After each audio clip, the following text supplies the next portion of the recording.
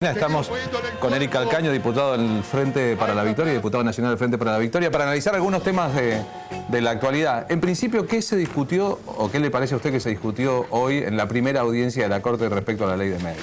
Bueno, primero gracias por la invitación. No, por favor. Este procedimiento de amicus curiae, de traer amigos del tribunal, que cada uno exponga su situación para ilustrar a los jueces, hace parte del trámite institucional antes de dar efectivamente una resolución, una sentencia en ese caso. Evidentemente todos estamos llenos de razones y llenos de pasiones para que efectivamente la ley sea plena, porque 4 años después de sancionada una ley por las personas que fueron electas a tal efecto, que fue mandada por el Ejecutivo, que responde a un problema real de la Argentina. De hecho, hay canales de televisión que no se pueden ver en todo el país, ¿no? Están discutiendo 2 artículos y un poquito más en público. Claro, pero al discutir esos artículos, lo que estamos discutiendo es la posibilidad de ampliar la cantidad de canales de televisión que uno pueda ver. Yo soy platense y en la Ciudad de La Plata tengo un canal que se llama QM, que yo no puedo ver en la Ciudad de La Plata. Entonces, ¿cómo es eso?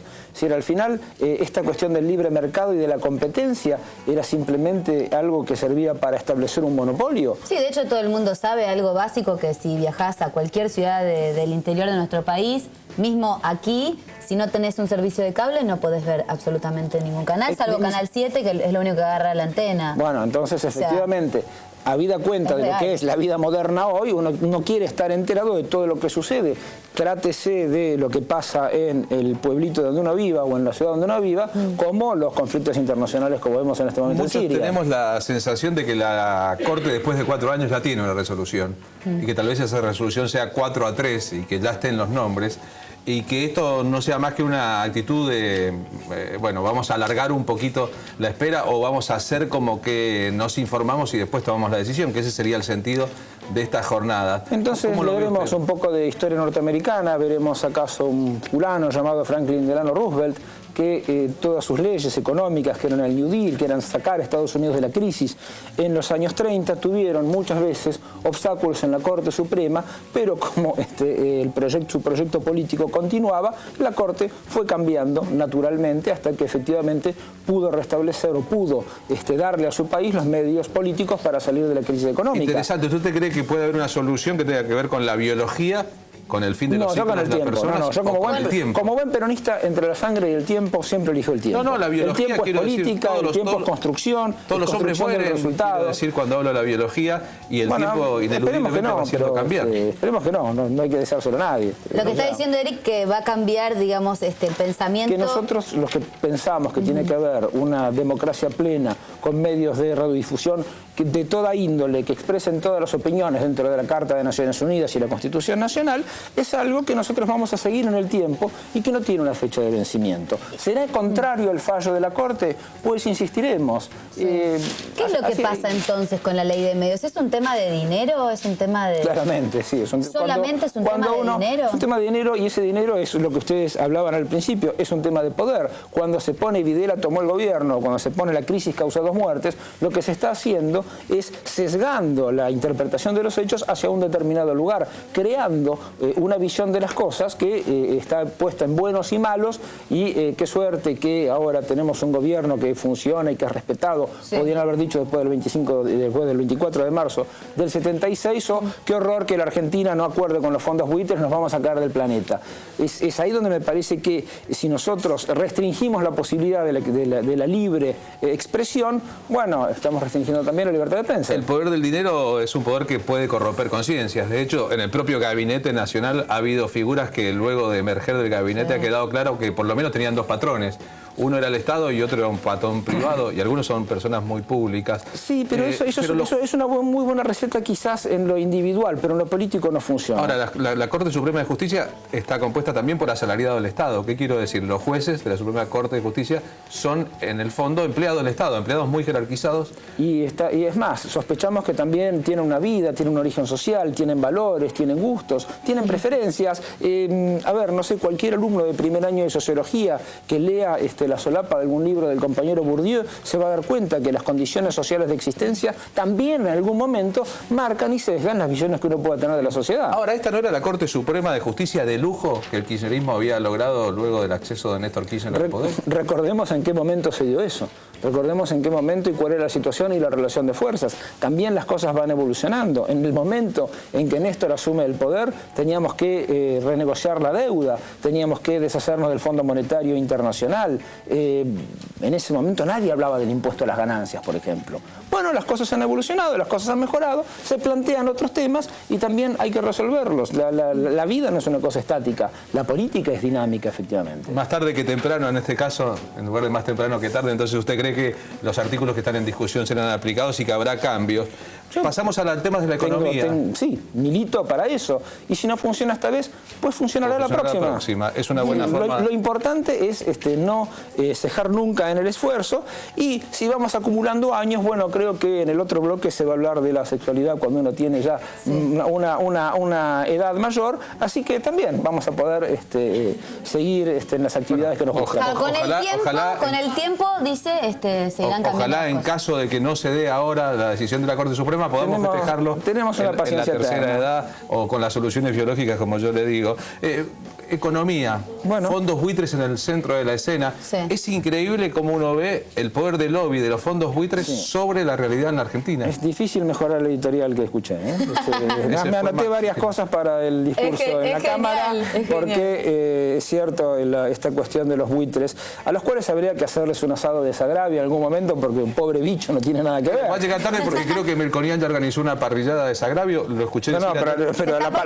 Pero eso me parece que la parrillada, los que nos van a poner la parrilla es a nosotros, no a los pobres animalitos. Con Radio del Plata por la mañana, entrevistado por un periodista de economía, David Jufré, dijo, entre otras cosas, que Argentina era un país berreta, sugirió un país berreta y que países como Bolivia y Paraguay, por ejemplo, tienen créditos que Argentina no obtiene, como si ese discurso se lo hubiese dictado realmente un fondo buitre. Bueno, a mí me alegra mucho que reconozcan la figura de Evo Morales, que me parece un gran hombre de Estado de nuestra América. Quizás no los vi militar tanto por Evo en otros momentos cuando defendía los intereses nacionales de Bolivia. Pero ¿qué va a hacer? La gente puede cambiar de opinión. ¿Cuál es el comportamiento de un fondo buitre? Es cuando hay una crisis en un país, cuando hay una crisis económica, cuando hay una crisis de sobreendeudamiento o de solvencia, esto es, estoy quebrado. No es de liquidez, es decir, me falta plata para llegar a fin de mes. Entonces un amigo me presta un poco de dinero, llego a fin de mes, después cuando cobro no es un tema financiero. No es un tema financiero de corto plazo, sino que es una cuestión en la cual uno está en un problema de solvencia, está quebrado, no puede pedirle plata a nadie, y ahí viene el fondo buitre, compra bonos de deuda de ese país a un precio muy bajo y después litiga por la totalidad. El bono de la deuda, digamos, dice 100, pero en el mercado vale 15, lo compra a 15 y después litiga por 100. Y tiene espaldas para aguantar el tiempo necesario hasta que salga el fallo. Y si tiene un juez amigo... Lo mismo pasa cuando tenés una deuda con un banco, es exactamente lo mismo, te puede pasar. Pero lo que sucede es que en general el banco va a tratar de fijarse en nuestras condiciones económicas de repago. ¿Cierto? Y el fondo buitre, como el Fondo Monetario Internacional, van a empezar a decir, tenés que comer esto, tenés que vestirte así, tenés que pensar esto, tenés que votar de este modo. Sos de volvemos a la cuestión de poder. Si hasta el Fondo Monetario recomienda a Grecia que venda islas, quizás porque hay algún amigo interesado en comprarse a Santorini, vaya uno a saber. Pero estos fondos buitre, además, que están al margen del sistema financiero internacional, que anidan, para seguir con la metáfora, en paraísos fiscales, es decir, en lugares donde no hay regulaciones, no hay Estado. Creo que el fondo de este señor Paul Singer está en las Islas Caimán, que tienen 27.000 habitantes y muchísimas más empresas offshore. Paul Singer es una de las caras visibles del fondo buitre que está litigando con exactamente, es un Osama Bin Laden financiero, porque lo que busca es recuperar rápidamente su inversión sin riesgo, lo cual sale de los parámetros habituales del capitalismo, incluso norteamericano, que uno puede tener grandes ganancias cuando hay grandes riesgos, pero no obtener grandes ganancias cuando no hay riesgo. Esto lo llaman moral hazard o riesgo moral. Bueno, es decir que la deuda que compromete en buena parte de la estabilidad financiera argentina no es una deuda contraída por este gobierno, sino que este gobierno se está haciendo cargo de deudas que vienen de las épocas de Machinea, de Roque Fernández, de todo lo que Cavallo. fue, de todo lo que fue la convertibilidad y todo lo que fue la caída de la convertibilidad sobre todo. Y esa deuda, que era una punción sobre nuestra riqueza nacional importante, Néstor la renegocia, se logra una quita importante y lo que hoy estamos pagando es ese stock. También pagamos hace poco ese famoso 13% que se le había sacado a los empleados públicos y a los jubilados. Entonces, el trato que se le dio, el método K para tratar el endeudamiento externo fue traer el problema de deuda a la política y resolverlo desde la política, habida cuenta de las relaciones de poder que existían realmente. Y ahora, ¿cuál es nuestro beneficio, digo, teniendo en cuenta lo que está pasando, ¿no? Económicamente a nivel macro? O sea, ¿qué es lo que nosotros estamos decidiendo como país hacer con esos fondos buitres? Y bueno, a ver, lo que nosotros decidimos hacer con esos fondos buitres es decirles, miren, si el 93% de los bonistas entraron en los dos canjes de 2005 y 2010, tan malo no debe ser. Ustedes son solo el 7%. Ustedes son el 7% de los que no entraron, incluso los fondos buitres son una porción aún menor. Por lo tanto, no pueden dictarle por un comportamiento marginal y antisocial la conducta a todo el resto. The Economist, un semanario de la derecha liberal, decía que los buitres son animales poco simpáticos, pero en general consiguen lo que se proponen. No es este el caso porque nosotros lo estamos llevando a la política. Porque la presidenta, al abrir de nuevo este canje, al decir que también se abre la posibilidad de la legislación argentina, lo que estamos haciendo es recuperar cosas que quizás cuando se hicieron los primeros canjes no podíamos por la relación de fuerzas. Claro. ¿Qué significa? Significa que vamos a dedicar 4.500 millones de pesos por el aumento del piso de ganancias en estos 4 meses que quedan del año y 14.000 millones de pesos el año que viene, en vez de que todo ese dinero vaya a satisfacer a Paul Singer y a sus amigos. De hecho, hay una crítica por la izquierda al gobierno, Lozano puede ser uno de esos críticos, que dice que este gobierno pagó demasiado, que habría que pagar menos de lo que pagó el gobierno, refiriéndose a la capacidad de pago de la Argentina de aquella vieja deuda. Quizás hubiera sido estupendo, pero las relaciones de fuerza eran lo que eran. Néstor llegó con 22% de los votos, más desocupados había que votos en ese momento. El trabajo de construcción política, digamos que tuvo que hacer otras cosas primero. Primero conquistar la libertad y la autonomía para poder aplicar políticas y llegar a un autónomas. consenso respecto a su propio gobierno. Hacemos un segundo. Sol tiene algo importante para decirles. Sí, quería compartir con ustedes, navegando un poco en las redes y-mediocalcaño.com.ar, ahí puede encontrar una suerte de historieta que aborda un poco la historia argentina, pero en clave de tragedia griega. ¿Es así, Eric? Esto es Néstor Prometeo y el fuego de la militancia. Ahí vemos algunas plaquitas que nos ilustran un poco esta divertida historieta y que nos cuente un poco... ¿Es una historieta de Calcaño? Sí. No, en realidad el guión es de Hesiodo, que yo lo transformé un poco, no pude reclamar derechos de autor. Hesiodo sí, no contestaba el celular, así que bueno, rápidamente usufructuamos su idea. A verla de nuevo, porque yo no era... El concepto era mostrar cómo en Grecia, antes, una Grecia mítica, la humanidad vivía muy feliz, no había nadie que fuera infeliz por culpa de otro de su misma grey, y que todos se dedicaban a sus trabajos, al arte, a la filosofía y a esas cosas.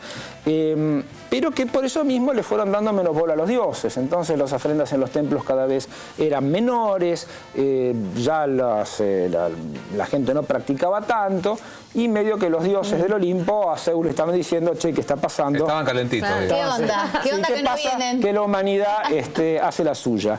Y una noche Zeus, porque los dioses a veces son crueles, una noche Zeus lo que hace es robar el fuego de todos los hogares en Grecia y dejarlos en la más absoluta miseria. Entonces los soldados ya no podían pelear contra los animales salvajes, en este caso podían ser los buitres, no se podía cocinar, no se podía hacer pan, no se podía cuidar a las personas enfermas. Entonces evidentemente la humanidad fue más a rogarle a los dioses del Olimpo piedad para que les devolvieran el fuego. Entonces Zeus, en una actitud que podría calificarse como opositora, le dijo, sí que ahora querían el fuego, no, nada de fuego, y no les da el fuego. Pero qué desgraciado. Entonces aparece un muchacho llamado un tal Prometeo, que venía de Río Gallegos, que mediante un montón de aventuras rocambolescas...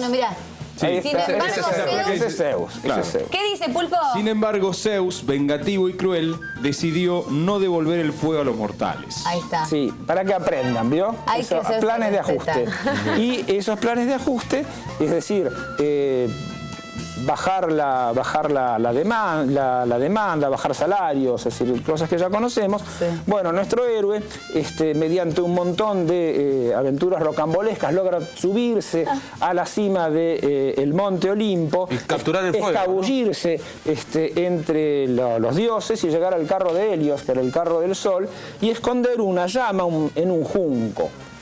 Algunas versiones de Platón indican que cuando se estaba escapando del Olimpo vio que también estaban el arte y la técnica, no sé, serían ceniceros, era arte, técnica, también se lo llevó, y sin recuerdo, y diciendo que el fuego iba a ser más útil también con el arte y la técnica. Entonces le devuelve el fuego a la humanidad y entonces de nuevo se pueden curar las enfermedades y se puede tener una sociedad.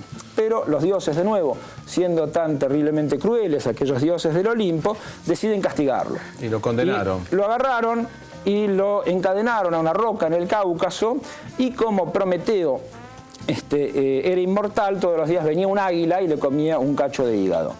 Lo condenaron al suplicio eterno, digamos. Claro, entonces por eso ahí ponemos un poco en el cómic, en la comparación, porque también en la Argentina hubo un tiempo que Formoso y fue lindo de verdad, podríamos decir, que para mí evidentemente son los años que van del 45 al 55, vinieron otros dioses, que eran el Fondo Monetario, que era el partido militar, que eran los sectores más reaccionarios de la sociedad, y nos sacaron el fuego de la militancia. La política ya no servía para nada. Hasta que de nuevo viene Prometeo, se mete entre todos los vericuetos del poder, roba el fuego de la militancia y se lo entrega al pueblo argentino, como vemos que pasa hoy en la plaza de tribunales. ¿Se siente bien, Calcaño? ¿Quiere tomar un poquito de agua? No, te digo que igual estoy porque me emociona. Estoy recopada. Y Mirá, ahí termina. ahí le damos. Dice, pero alguien dijo basta, Prometeo decidió actuar. ¿Qué te pasa, Zeus? ¿Estás nervioso? Bueno, y un poco es Muy así bueno. como nosotros terminamos con Guillermo Ortiz, que fue el que hizo los dibujos. Muy resumimos bueno. la situación que con Prometeo encadenado diciendo quiero que me recuerden con alegría. Muy Bien, bueno. a esto Un lo que- bagaje cultural, ¿eh? Muy bueno. Esto es lo que hace un diputado que Sí. estudia. Alta cuando historieta pegó no va a la Calcaño. Cámara, ¿no? ¿Cómo? Un diputado que estudia historia cuando no va a la Cámara. Voy a confesar que tengo asistencia perfecta, Se tanto dedica- en el Senado como en diputados. No digo que falte, cuando no está trabajando, cuando está en la Cámara en los días libres. Dice que estudia. Y Estudia hay que un poco. preparar, estudió. hay que preparar O ya las estudió, se lo leyes. acuerda. Perfecto. Hay que estudiarlas, hay que ver cómo Hay va a que ser el debate en reverlas. el recinto, hay que encontrar los argumentos. Bien. Y eso también es lo lindo, es la pasión que uno lleva Totalmente. adentro. Y bueno, lo quisimos hacer en homenaje a Néstor. Bueno, Muchas gracias. algún día lo citamos de vuelta para hablar más de mitología, que es muy interesante. Y de Está cómics. ¿Eh? Y de cómics. Prometeo está. ¿También te gusta el Hombre Araña, Superman y todo eso? Yo soy de la escuela Casterman. Ah, Es decir, está la perfecto. Marvel, que son todos los norteamericanos, Y está la está el- Casterman, Genial. que la inventó Westergeld y la pasó a Europa Genial. vía ¿Qué le Warcraft. parece que vayamos con el pulpo, señora? ¿Le parece bien? Vayamos, gracias, Mire que- Eric Calcaño.